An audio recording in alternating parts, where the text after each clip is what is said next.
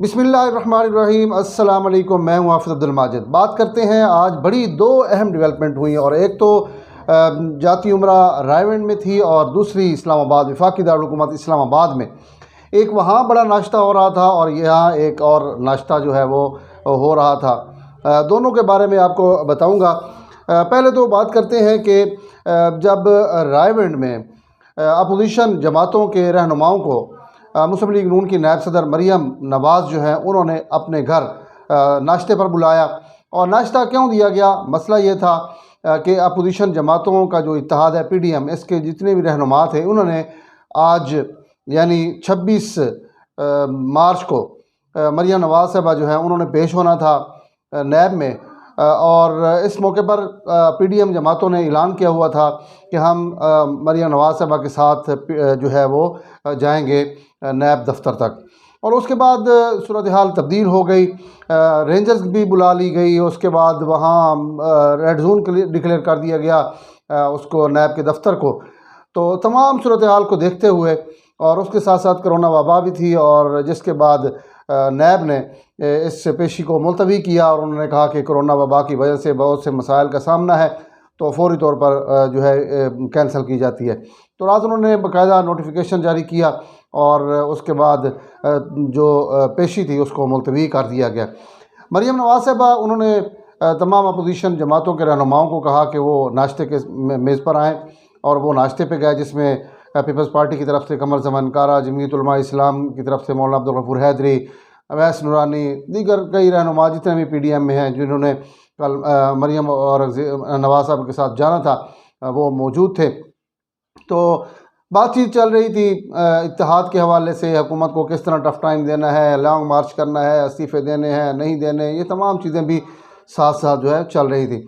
लेकिन उस वक्त सूरत हाल ये पैदा हुई जब नाश्ते के फौरी बाद यहाँ इस्लामाबाद में बहुत जल्दी के साथ जनाब सैयद जुल्फ़िकार गिलानी जो है उन्होंने शेर रहमान ने उनको अपने साथ लिया और चेयरमैन सेनेट के पास पहुँच गई और उन्होंने कहा कि जनाब हमने 30 अरकान पूरे कर लिए हैं और हमारे पास 3 अरकान की लिस्ट मौजूद है, दस्तखत मौजूद हैं।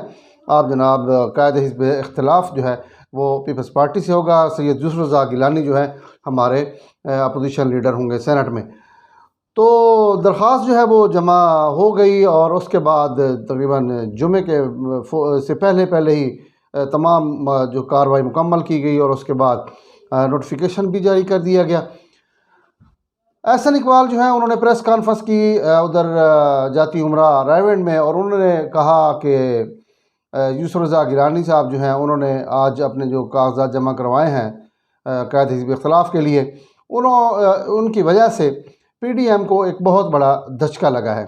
और उसके साथ साथ मुस्लिम लीग नून के एक रहनुमा हैं खेलदास कोस्तानी, उन्होंने भी अपना बयान दिया और उन्होंने भी पीपल्स पार्टी के हवाले से कहा कि हमेशा पीपल्स पार्टी ने जो है वो छुरा घोंपा है और इस तरह उन्होंने कहा कि ये अच्छा नहीं हुआ। बहरहाल ये PDM की जमातों का मुश्तरका फ़ैसला था और उस हवाले से ये फ़ैसला हो जाना चाहिए था कि कायद हिज़्ब इख्तिलाफ जो है वो मुत्तफ़िका होता। लेकिन चूँकि पीपल्स पार्टी और मुस्लिम लीग नून दोनों अपने अपने तौर पर दावे करते नज़र आए, क्योंकि जो मुस्लिम लीग नून है उसका दावा है कि अपोजिशन जमातों ने मुत्तफ़िका तौर पर कहा था कि सेनेट में अपोजिशन लीडर मुस्लिम लीग नून से होगा। तो पीपल्स पार्टी उसका मौक़िफ़ वाज़ेह है, वो कहती है कि ऐसा नहीं हो सकता। पब्लिक अकाउंट्स कमेटी के चेयरमैन जो हैं वो भी राना तनवीर मुस्लिम लीग नून से उनका ताल्लुक़ है और कौमी असम्बली में अपोजिशन लीडर मियाँ शहबाज शरीफ उनका ताल्लुक़ भी मुस्लिम लीग नून से है और सेनेट में जो है वो हमारा ही बंदा होगा और हमारे पास जो है अराकीन ज़्यादा हैं, क्योंकि दूसरी बड़ी सेनेट में हमारी जमात है। पहले नंबर पे तो हुकूमत आ गई, दूसरे नंबर पे पीपल्स पार्टी और तीसरे नंबर पे मुस्लिम लीग नून। लेकिन आज जुल्फ़िकार गिलानी साहब जो हैं उन्होंने अपने नंबर बड़े जल्दी पूरे किए और उन्होंने प्रेस कॉन्फ्रेंस में भी बताया कि उनको 2 अरकान जो हैं उनकी हिमायत हासिल थी आज़ाद और फाटक के, और उसके साथ साथ उन्होंने कहा कि अवामी नेशनल पार्टी के 2 अरकान भी उन्होंने भी मुझे वोट दिया।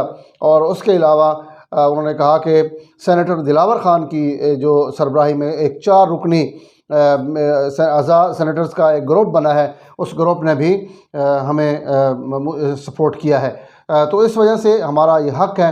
आज उन्होंने प्रेस कॉन्फ्रेंस की और बड़ी दिलचस्प बातें की और उन्होंने पुरानी बातें दोहराई जब 1985 में मोहतरमा बेनज़ीर भुट्टो जो हैं वो उन्होंने और मियाँ नवाज़ शरीफ और इन्होंने जब बाईकाट का फ़ैसला किया मियाँ नवाज़ शरीफ ने, तो उन्होंने कहा कि उस वक्त ही मोहतरमा ने इनकार किया था कि हमें बाईकाट नहीं करना चाहिए। उसके बाद उन्होंने कहा कि मैं मुस्लिम लीग नून का मुत्तफ़िका वज़ीर आज़म रहा हूँ और लोग मुझे कहते थे कि ये नून लीग का वज़ीर आज़म है क्योंकि मैंने बहुत ज़्यादा नून लीग को सपोर्ट किया। उन्होंने ये भी कहा कि जब मैं स्पीकर था तो उस वक्त मैंने स्टैंड लिया और अपोजिशन जमातों के कई रहनुमा जो जेलों में थे उनके प्रोटेक्शन आर्डर जारी किए और मुझ पर दबाव भी था, लेकिन मैंने कोई दबाव खातिर खा नहीं लाया और मैंने उनको असम्बली में लेके आया।